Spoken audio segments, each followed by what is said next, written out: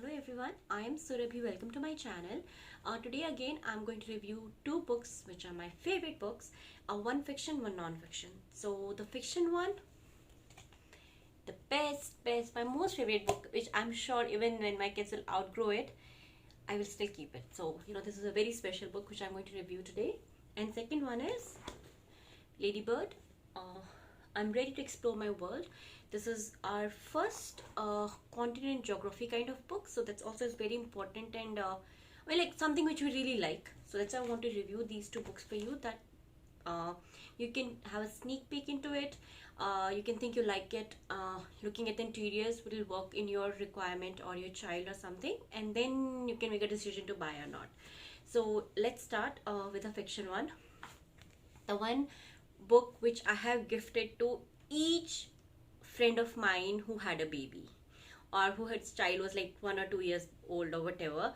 This is the first book which I gift to all my friends because this is very special book. This is the plot of the story is there is a elder one and there's a little one. That is special, that is a gender neutral. They have not given gender to the baby, they have not given gender to the parent. So this was also because I gifted it to my friends who are like both husband wife are my friends.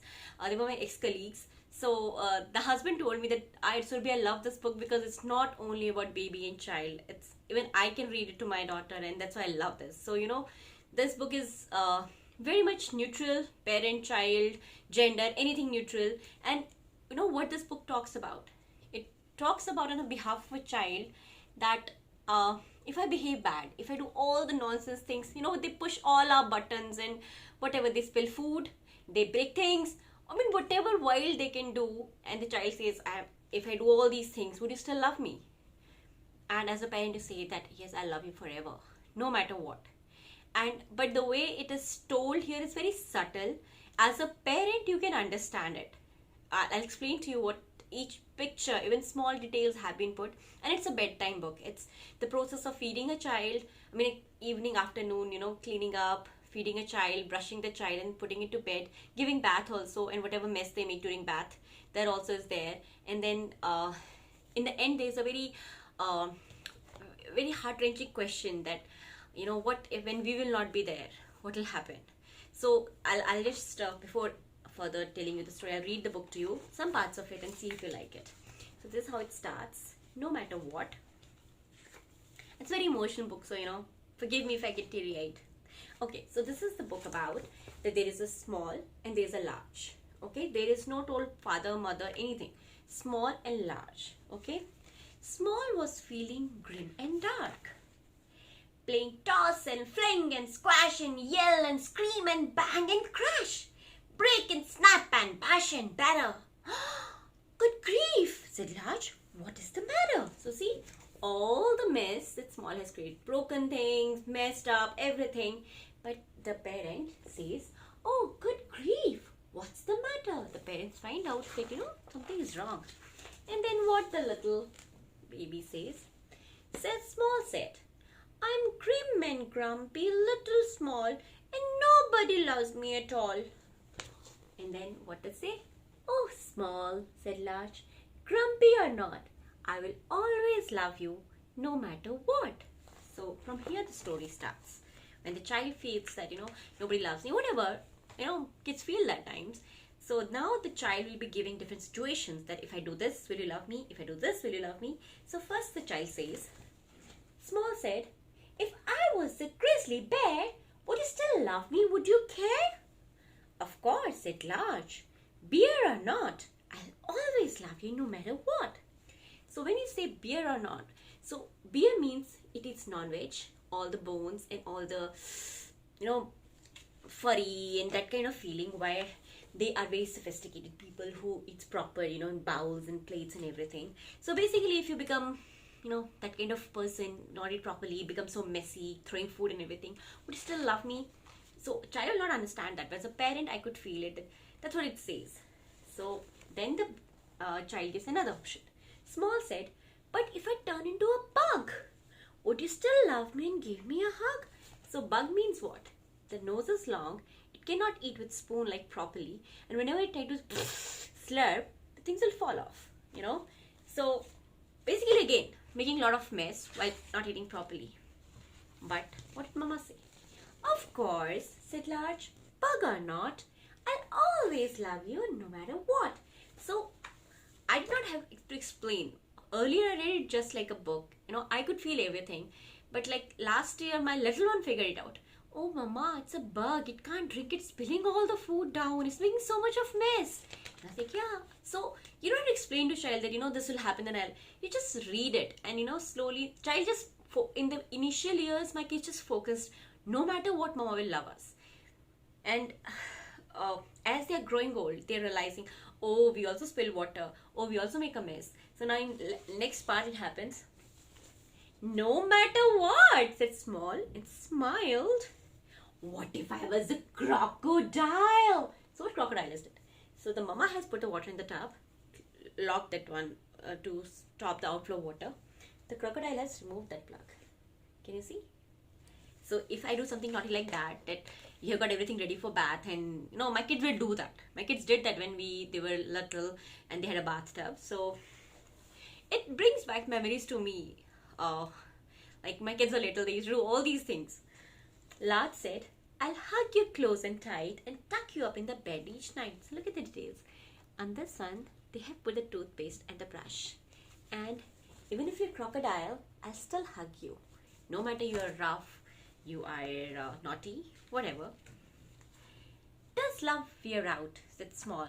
Does it break or bend? Can you fix it, stick it? Does it mend? Oh, help, said Large. I'm not that clever. I just know that I'll love you forever. And now this is very sensitive, so be careful when you're reading to your child. Are they ready for it? Small said, but what about when we are dead and gone? Would you love me then? Does the love go on? And what the Large replied? Large held Small snug as they looked out at the night, at the moon in the dark, at the stars shining bright. Small, look at the stars, how they shine and glow. But some of those stars died a long time ago. Still they shine in the evening skies. Love like starlight never dies. So my kids themselves inferred that, even they don't have their paternal side of grandparents. One of the parents died recently, and that was observed by one girl that, Mama, it's not that we don't have grandparents. They're in the stars, they are watching us. So this is such a beautiful representation of love. And you don't need to say anything. Just read the book and kids will infer themselves. And as a parent, you'll feel, yeah, our kids make mess, spill, bathtub. They've done everything. My kids have done everything. And every night when I read this thing, I'm teary-eyed. And what days I pick these books, especially this book up, that day I have a very hard day with my kids. They have done, pressed all my buttons. I have shouted, I've yelled, everything is a mess. And kids also know that, आज मम्मा का mood ना बिल्कुल ठीक नहीं है. आज हमने बहुत ज़्यादा कांड कर दिए हैं. And that night, I specially pick up this book just to make sure to tell them and to tell myself that whatever it happened through the day, I will still love them. Howsoever they behave, I will still love them. I can be angry, I can be upset, but I still love them. The love never goes away with what kind of behavior you do or what kind of disasters you do. I love them. I can be upset, but I will love them forever. And that's the reassurance I give my kids on each hard day, that it's okay, it happened, let the day pass on. So this book is really, really very close to my heart because I have read it many times. Many days we have hard days, and this is to my go-to to just reassure myself, to my kids, Mama loves you and will always be there. So that's a very emotional book for us. And I tell you, I gift it to everyone, so you can choose it for to give to everyone, any new mama. And I'm telling you, it'll make you cry when you read it every single time. Okay, so next one, which is I'm taking is a Ladybird. I'm ready to explore my world, and it says fun facts for little explorers. This was rupees 250. I got it from Amazon India when I bought. Why I bought this book? First, the history. So we did Montessori in the initial years, and in Montessori, the continents and all these countries are given as boxes. For every continent there is a landmark for it, there is a flag for it, they put some animals for it, and that's how they introduced the Montessori, a way of continents to the kids. Okay, so I did something similar, but I was not but you need a base, right? You can get the material, but you need a base to read to them what you're talking about. Either you're well versed in yourself, so that I was not. So this became a base for me, and it has information in the right amount. Okay, not like a big geography books, which I have huge, but I wanted something very basic but still good content filled for my reader to get accustomed with. It can go back to herself, and for me also to give some foothold, like what I am doing around, something like that. So there are 7 continents, and in the back of it we have 7 continents color wise. So that was kind of first introduction, telling in picture wise, these are the continents, the other whatever introduction you want to give. And then in each continent there are so many countries, and you can't cover all the countries. So how do you decide which countries to cover? Okay, that was my challenge. And actually I wanted someone to tell me that, cover these countries, there's the information, and get done. That's what I wanted. So this book does exactly the same. Look at the table of contents. So it has each continent color coded, and for each continent they have covered some countries. So Europe, obviously 9 countries, Asia 3, Australia 1, North America 4, South America 1, Africa 3. So so this is information of all those. So what information do they have for each of the country? I'll show that first. Like this is an idea. Only 2 pages per country. Okay, so this has a flag. How do you say hello? The language, the continent, how does it look, the capital, and the language they use, and 1 or 2 specific information, like maybe some countries have special food, some has special animals, some has special landmark. So imagine all this work has been done for you, sorted out for you. You just have to read and pick out that particular thing, if you can get it a printout or an activity or something like that. So what I did, like Europe, I don't have much idea because I have never been to Europe. So I am not very good at geography and all, honestly. So I just picked up the countries which I was like, I have some material. Like for Russia, I have the Russian dolls, जो एक के अंदर एक जाती हैं. I had that one. So I had something to show for that country. And I think I picked up United Kingdom. I had something for it. Asia, I picked up China because China we know, and India. And North America, I picked up US and Canada because me and my husband both have been there. So we have so many tales to tell them about those 2 countries. And Africa, I picked up Egypt, nothing else.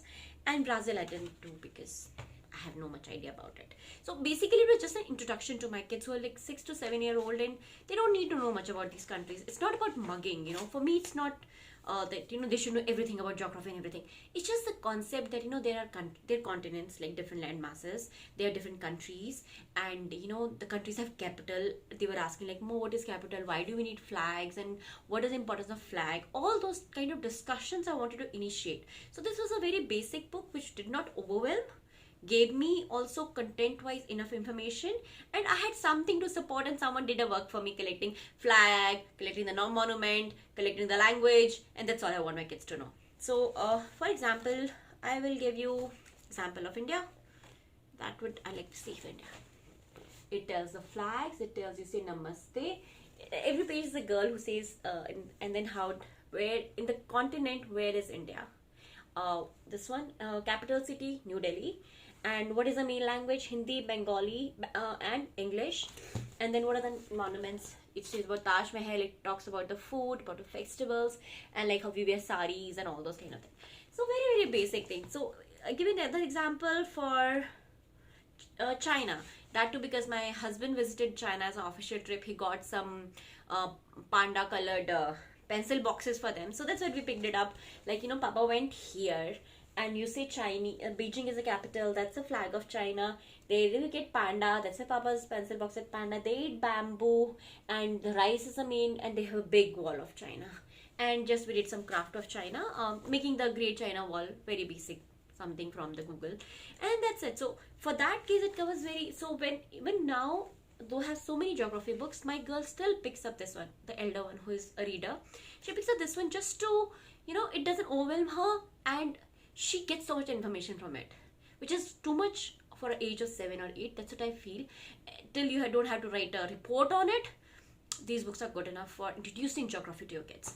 So that's why they're in my home library and will stay here for a very long time. So if you want to buy these one, please go ahead. They will be a good one in your library too. So thank you for watching. Thank you. Bye bye.